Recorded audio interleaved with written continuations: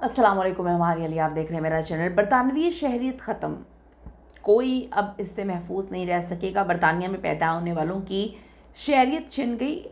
کیا سچ میں یہ پاسبل ہے؟ سب اتنے حیران ہیں کہ آپ کی شہریت خطرے میں ہے۔ ایک غلطی کس طرح سے آپ لوگوں کو مہنگی پڑ سکتی ہے۔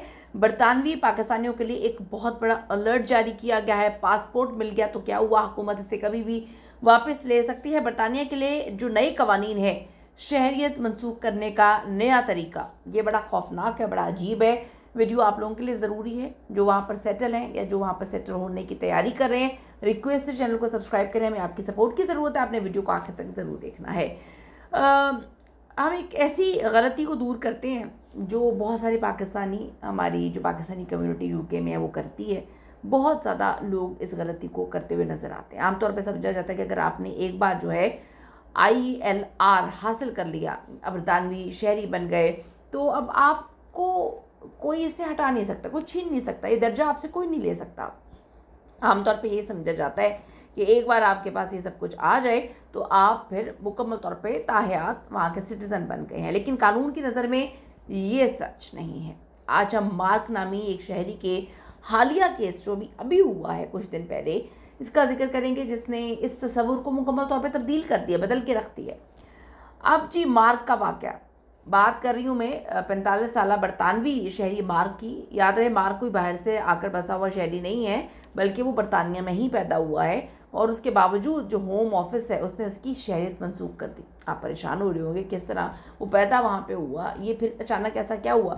مارک نے 10 سال تک برطانوی پولیس فورس میں خدمات بھی سر انجام دی ہیں۔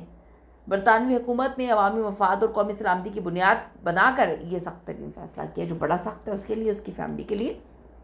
اب میں آپ کو بتاتی ہوں منسوخی کی اصل وجہ کیا ہوتی ہے، حکومت نے یہ قدم کیوں اٹھایا۔ تحقیقات کے مطابق مارک کے رشیا کے ساتھ قریبی تعلقات پائے گئے ہیں۔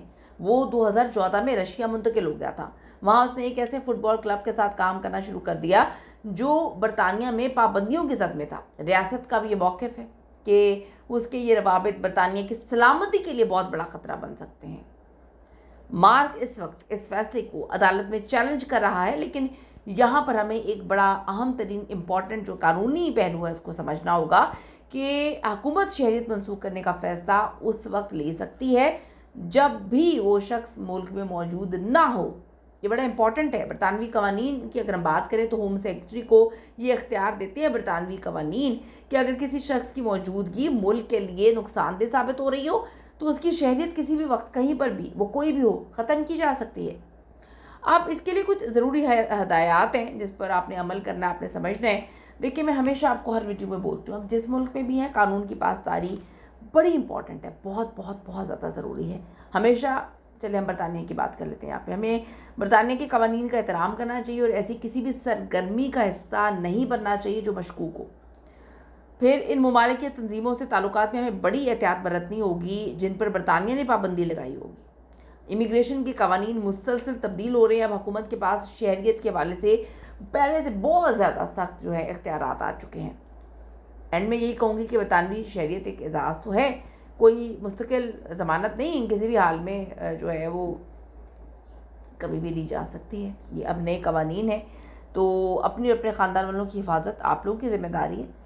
زیادہ تر میں یہاں پہ اوورسیز کو بتاؤں گی، پاکستانی بڑی تعداد میں وہاں پر جو ہے وہ مقیم ہے، کہ کوئی بھی ایسا کام نہ کرے جس سے آپ کی زندگی تو ڈیمیج ہو جائے، آپ کی فیملی کی زندگی مکمل طور پہ تباہ و برباد ہو جائے۔ یہ بہت خوفناک ہو جاتا ہے، آپ کو سمجھنے کی ضرورت ہے۔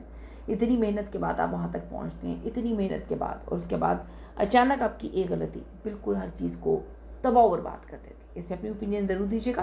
سی you in the next video.